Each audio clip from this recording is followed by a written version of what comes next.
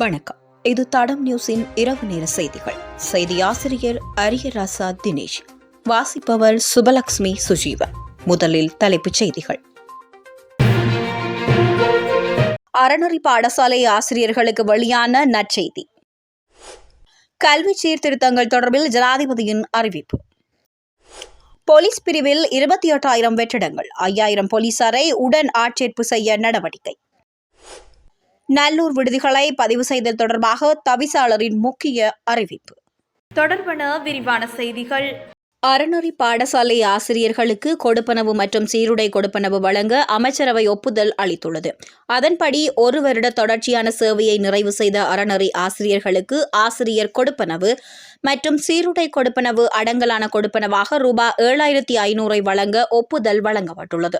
இந்த முடிவு 2026 ஆண்டு முதல் புத்த, இந்து, இஸ்லாமிய, கிறிஸ்தவ மற்றும் கத்தோலிக்க மதங்களைச் சேர்ந்த பதிவு செய்யப்பட்ட அறநெறி பாடசாலைகளில் செயற்படுத்தப்படும்.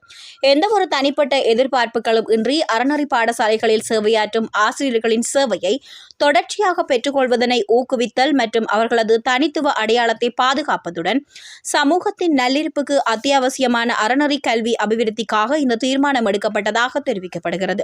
இந்த நிலையில் புத்த சாசன, மத மற்றும் கலாச்சார விவகார அமைச்சர் சமர்ப்பித்த யோசனைக்கு அமைச்சரவை அங்கீகாரம் வழங்கியுள்ளது. முன்மொழியப்பட்ட கல்வி சீர்திருத்தங்களை வெற்றிகரமாக செயற்படுத்த முழு கல்வி முறையின் வசதிகளையும் மேம்படுத்தும் அதே வேளையில் நிறுவன அமைப்பையும் வலுப்படுத்த வேண்டும் என்று ஜனாதிபதி அனுரகுமார திசாநாயக்க வலியுறுத்தியுள்ளார். கல்வி அமைச்சின் அதிகாரிகளுடன் இன்று ஜனாதிபதி செயலகத்தில் நடைபெற்ற கலந்துரையாடலின் போது ஜனாதிபதி அனுரகுமார திசாநாயக்க இவ்வாறு தெரிவித்துள்ளார்.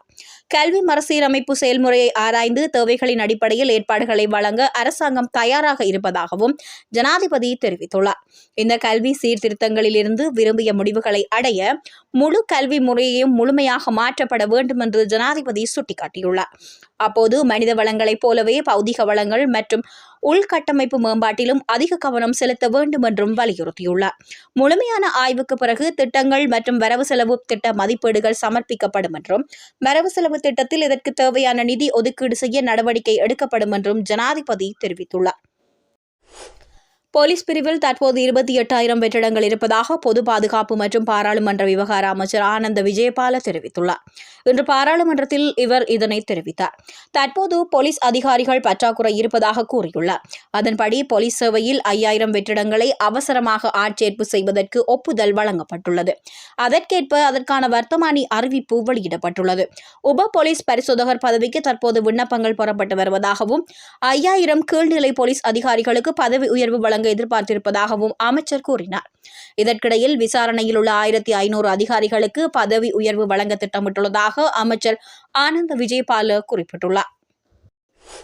நல்லூர் பிரதேச சபைக்குட்பட்ட பகுதிகளுக்குள் காணப்படும் அனைத்து விடுதிகள், தனியார் மாணவர் விடுதிகள், வீடுகள், அறை கொடுத்து பணம் பெற்றுக்கொள்ளும் வீட்டின் உரிமையாளர்கள் மற்றும் வீடுகளை நாளாந்த, வாராந்த, மாதாந்த அடிப்படையில் வாடகைக்கு வழங்குபவர்கள் அனைவரும் எதிர்வரும் 30/7/2025 முன்னர் மாலை 4 மணிக்கு முன்னர் நல்லூர் பிரதேச சபையில் பதிவுகளை மேற்கொள்ள வேண்டும் என நல்லூர் பிரதேச சபையின் தவிசாளர் ப. மயூரன் தெரிவித்துள்ளார். இதற்கான விண்ணப்ப படிவங்களை நல்லூர் பிரதேச சபையின் தலைமை காரியாலயம், கொக்குவில் உப அலுவலகம், நல்லூர் உப அலுவலகம் ஆகியவற்றில் பெற்றுக்கொள்ள முடியும். பெற்றுக்கொண்ட விண்ணப்ப படிவங்களினை பூரணப்படுத்தி எதிர்வரும் 30/7/2025 புதன்கிழமை மாலை 4 மணிக்கு முன்னர் மேற்குறிப்பிட்ட அலுவலகங்களில் ஒப்படைக்க வேண்டும். நல்லூர் பிரதேச சபையின் இப்பகிரங்க அறிவித்தலினை உதாசீனம் செய்து தங்களுடைய விடுதிகளை நல்லூர் பிரதேச சபையில் குறித்த காலப்பகுதிக்குள் பதிவு செய்யாமல் இருப்பவர்கள் மீது உரிய சட்ட நடவடிக்கைகளை நல்லூர் பிரதேச சபை மேற்கொள்ளும். அருகில் காணப்படும் விரைவு எதிர்வினை முகவரியினை பருடல் செய்வதன் மூலமும் விண்ணப்ப படிவத்தினை பதிவிறக்கிக் கொள்ள முடியும் என அவர் மேலும் தெரிவித்தார்.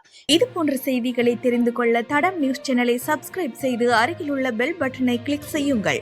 மேலும் இதுபோன்ற செய்திகளை உடனுக்குடன் தெரிந்து கொள்ள தடம் FM.com என்ற இணையதளத்தின் வாயிலாகவும் எங்களுடன் இணைந்து கொள்ளுங்கள்.